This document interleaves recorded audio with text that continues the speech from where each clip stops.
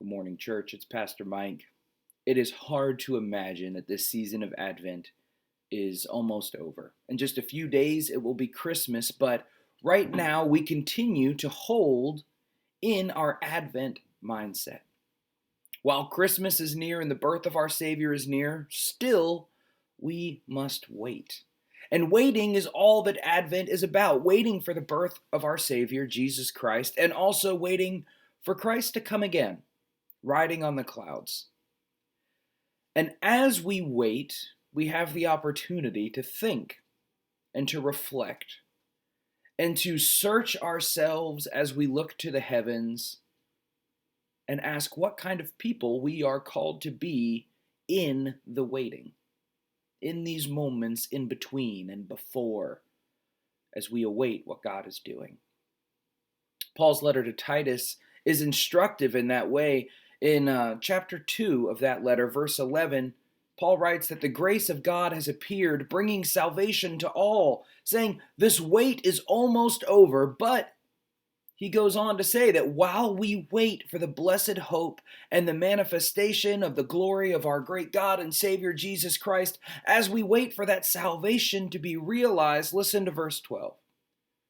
That God's grace is training us to renounce impiety and worldly passions, and to live upright, self-controlled, and godly lives. You see, if we are waiting to take hold of God's kingdom and God's salvation, we first must learn to let go of all of the other things in this world. We do not have enough hands, nor do we have spirits that can simultaneously hold on to wealth, ambition, greed, power, and influence, those things that are legal tender in our world, and at the same time try to hold on to God's grace and God's salvation. We must choose in this time of waiting what we are truly waiting for.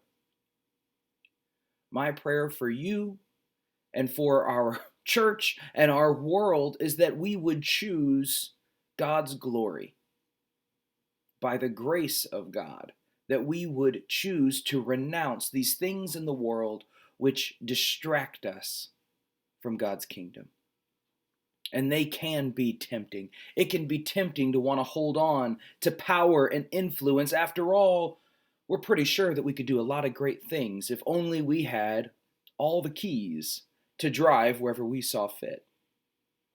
But that is not God's way, and that is not why God's glory has appeared now, or His grace, has appeared now.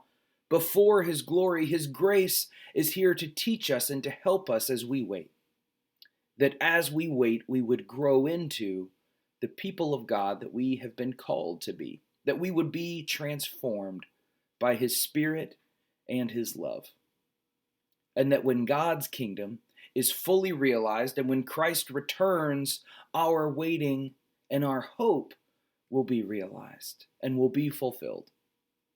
So today, I pray that you wait full of God's grace, and that even if it's loosening up our grip today, we begin to let go of our worldly passions, desires, and dreams, that we let go of the impiety and the desire and lust for power and influence in our own world, and that we might start living or continue living godly and upright and self-controlled lives as we wait for God's redemption.